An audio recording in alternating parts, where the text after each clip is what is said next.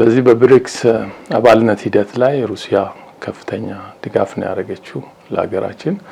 ከዛም በኋላ ያው ባለፈው አመት በ2024 በፈረንጆች አቆጣጠር የብሪክስ ቼርማንሺፕ በሩሲያ መንግስት በኩል ስለነበረ ያው ሀገራችን ከብሪክስ አባልነቷ ወዲህ ደግሞ ያው ከሲስተሙ ጋር ኢንቴግሬት አድርጋ ወደ ሲስተሙ እንድትገባ ሩሲያ በከፍተኛ ሁኔታ ድጋፍ አድርጋላታለች።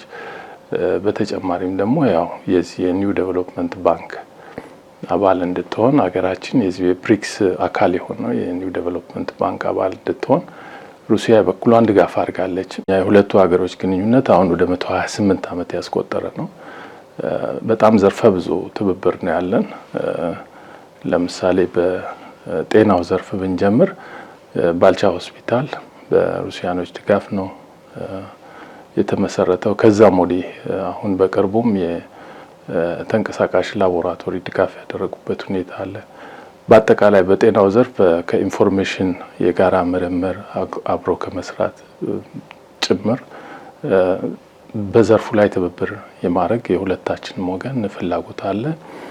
በትምህርት ዘርፍ ያው ይሄ ፍላግሺፕ የምንለው ወይም ረጅም ጊዜ የቆየ ግንኙነት ነው። በርካታ ዜጎች በሩሲያ ትምህርት አግኝተዋል። ሀገራችንም ከዘርፉ በትምህርት ዘርፍ ከሩሲያ ከቀድሞ ሶቪየት ህብረት ጀምሮ ያው የዚህ እድል ተጠቃሚ ነን። በርካታ ዘርፎች አሉ በትብብር ምንሰራባቸው። ለምሳሌ እንደ አሁን በስፔስ ሳይንስ እና ጂኦስፓሻል ዘርፍ በጣም አድቫንስ ያደረጉ ናቸው እንደምታውቁት። በስፔስ ቴክኖሎጂ በዛ ላይ በትብብር መስራት እንችላለን።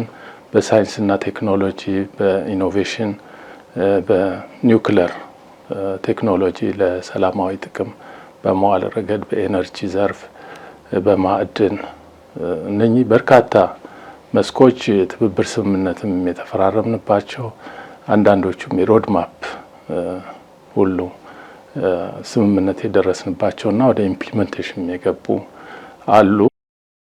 ሩሲያ ባለሀብቶች አፍሪካን በተለይ ኢትዮጵያን እንደ አንድ የኢንቨስትመንት መዳረሻ የመመልከት ሁኔታ ይታያል። ያንን ኦፖርቹኒቲ በደንብ በመጠቀም ባለሀብቶች ወደ ኢትዮጵያ ሄደው ኢንቨስት እንዲያደርጉ ግፊት እና ጥረት እያደረግን ነው። በንግዱ ዘርፍም አሁን በዓለም ገበያ ቡና ፍላጎትም እየጨመረ ስለመጣ የሩሲያ ኩባንያዎች በቀጥታ ቡና ከኢትዮጵያ መግዛት ጀምረዋል። ይሄ አንድ እድገት ነው። እነኚህን ጥረቶች በማሳደግ በሁለቱ ሀገሮች መካከል ያለውን የንግድና ኢንቨስትመንት ግንኙነት የበለጠ ለማጠናከር የምንሰራበት ሁኔታ አለ።